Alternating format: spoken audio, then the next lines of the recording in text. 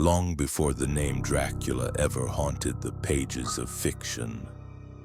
There were darker stories whispered in the shadows of the Carpathian Mountains. Stories of the Strigoi, the undead, the cursed, the blood drinkers, not born from imagination, but from fear. These creatures were not elegant nobles in velvet cloaks. They were the faces of your dead relatives, returned from the grave to drain your life drop by drop. Buried with iron, burned in secret, hunted by torchlight. The Strigoi were real to those who lived in fear. This is their story, and if you thought Dracula was scary, you've heard nothing yet. Long before Count Dracula became the face of horror fiction, long before Bram Stoker ever set pen to paper, the Romanian countryside whispered a darker tale, one born not from imagination, but from fear, folklore, and blood. A tale of the Strigoi, the undead, cursed souls and real-life vampires that terrorized generations. In the remote region of Țara Mototare, nestled deep within the rugged Carpathian Mountains, lies the forgotten village of Corbii Negri, the Black Ravens. It was a place shrouded in mist where time moved slowly and night fell too fast. For centuries, the villagers lived with a secret they didn't dare share with outsiders, a secret buried beneath centuries of blood-soaked soil. The legend began in the winter of 1656 during a plague that ravaged the region. Dozens died each week. Graves overflowed. Among the dead was a man named Ionel Dragan, a recluse who rarely spoke and often wandered the forest alone. He was found dead in his hut, eyes wide open, mouth curled in a grotesque grin. The priest refused to bless the body, muttering that Ionel had always been strange. But the villagers, desperate and exhausted, buried him quickly. No rites, no prayers, just a shallow grave and a sigh of relief. But their relief was short-lived. 3 nights after his burial, a young boy named Petru claimed he saw Ionel outside the barn. The boy's screams woke the whole village. They dismissed it as fear, until livestock began to die, their blood completely drained. People started falling ill with fevers and night terrors. They described the same vision, Ionel at their windows, eyes glowing like hot coals. One night, the village elder, Nikolai, ordered the grave to be exhumed. What they found sent every man stumbling back in horror. Ionel's body hadn't decomposed. His nails had grown, his beard thickened. His mouth was smeared with fresh blood. Nikolai cried, "Strigoi," and demanded a ritual to banish the evil.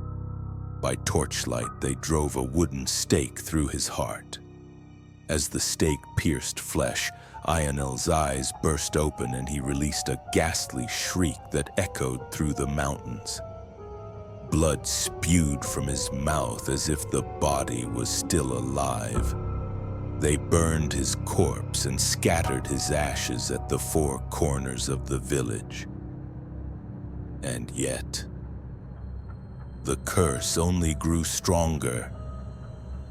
Over the years, more deaths occurred, each stranger than the last. The Strigoi weren't always the same person. They could return through anyone who died with unresolved hatred, envy, or sorrow. People began fearing death, not for the end it brought, but for the possibility that it wasn't the end at all. In 1821, a girl named Elena Popescu, just 17, died mysteriously after her fiancé left her for another woman.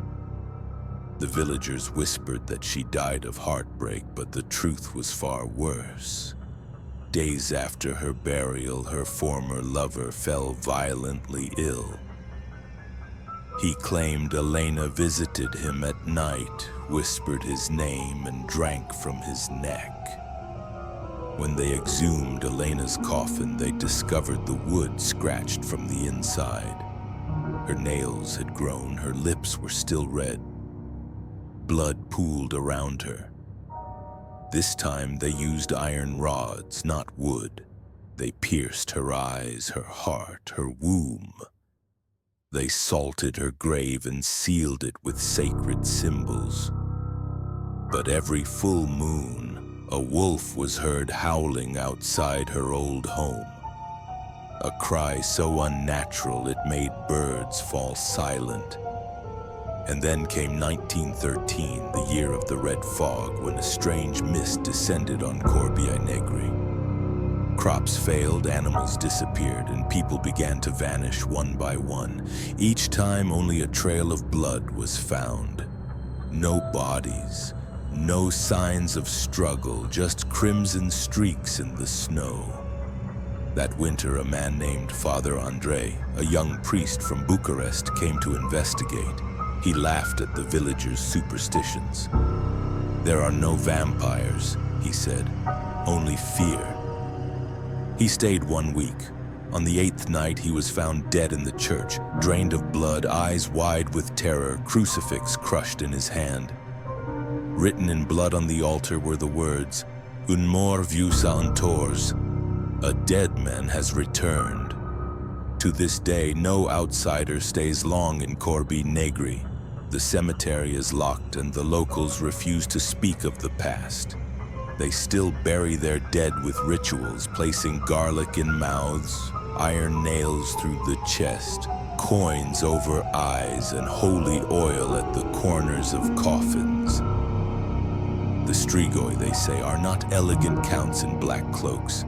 They are not charming, not human. They are shadows, bloodthirsty remnants of lost souls. They walk not with footsteps, but with wind. They feed on regret. They wear your dead loved one's face, and they are still here. Locals believe that the Strigoi never left Romania. They simply became legends. But if you hike through the Carpathians on a cold, moonless night and hear footsteps behind you or whispering in a voice that sounds like someone you once loved, don't turn around, because by the time you do, you'll already be marked.